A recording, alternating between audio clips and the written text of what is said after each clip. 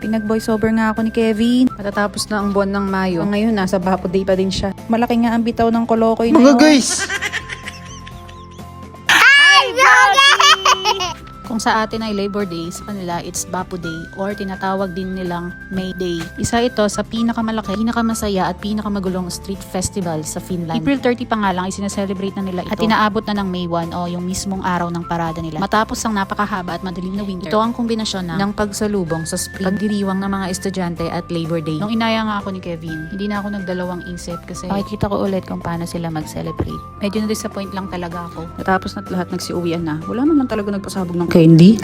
Sa Pinas pala yun, sorry. Dito sa lugar na tinitirahan na, lang kung makita yung mag-gadget na tao. Bihira lang yung makikita ko na may hawak-hawak na cellphone para mag-video at mag-picture. Talaga makikita mo masyado silang tahimik at kalmado. Masyado nilang ninanam naman pa. Nanamnam. Mga guys!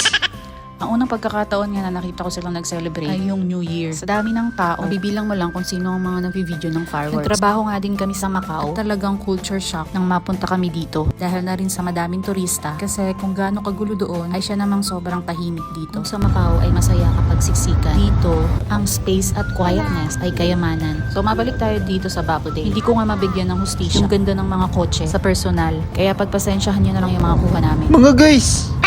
Pagkatapos nga tayong pag-resign ni Lord sa Macau, dinala niya nga tayo dito, no, sa probinsya ng Finland. Kaya kung mapapansin nga ninyo ay konti lang ang mga tao. Dahil ang populasyon dito sa probinsya ay nasa 21k lamang. At kung tatanungin nyo nga kung gaano kalaki tong lugar na siguro ay nasa 2 Metro Manila. At dahil nga walang ka-traffic, kaya mo ngang libutin ang buong probinsya na to ng halos 2 oras. At alam nyo ba kung anong kapitbahay nito? Ibang bansa lang naman. So ilang minuto ang paglalakad ay nasa Sweden ka na. Hindi mo kailangan ng passport, hindi mo kailangan dumaan ng immigration. Kailangan mo lang barangay clearance.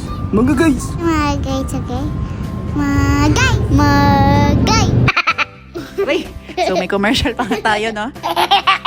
So ayun na nga, literal na parang kabilang ibayo nga o kadikit na barangay. Nakakaaliw man siyang tignan pero minsan mayayamot ka sa totoong buhay. At dahil nga border ito, minsan nag-aagawan din sila ng signal. Na-experience ko na nga yun nung may emergency sa Pinas. So mabalik nga tayo dito sa Bapo Day. At dahil nga nasa border tayo ng Finland at Sweden, mamaya nga sa Sweden naman nirarampa tong mga kotse na to. Syempre hindi sila papatalo. Kung dito nga ay Bapo Day, sa kanila man ay Valborg. Kaya na natin sila guys. Basta nandito tayo sa Bapo Day. Oh, continue. Ang voiceover.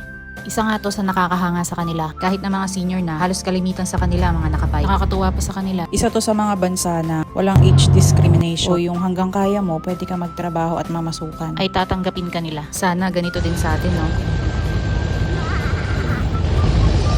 Napakaangas. Pogi mo boy. Pogi mo boy. Ayun o, may gapas pa yan. At alam nyo ba, may mga kawork nga si Kevin at halos kaedaran lang ng mga nanay namin. At sila nga din madalas ang nag-i-introduce sa amin ng mga pagkain tuwing holiday. Pati na rin kung ano ang kultura nila tuwing may mahalagang okasyon. Sa mga oras na ito, patapos na rin ang parada. Kaya unti-unti na rin silang nagsisiuwi. Kaya yun guys, medyo palipat-lipat man ang naging kwentuhan at gala sa vlog na to. Ang pinaka-highlight talaga para sa amin ay ang matutunan ng mga tradisyon dito. Kahit simpleng celebration lang dito sa probinsya ng Finland, napakalaking bagay na unti-unti namin naiintindihan ng buhay dito dahil sa kanila. So ayun lang naman ang masashare namin sa late upload ng Bapo Day. Nakita ko yung gawa natin. Ano yung mga guys? Mga guys!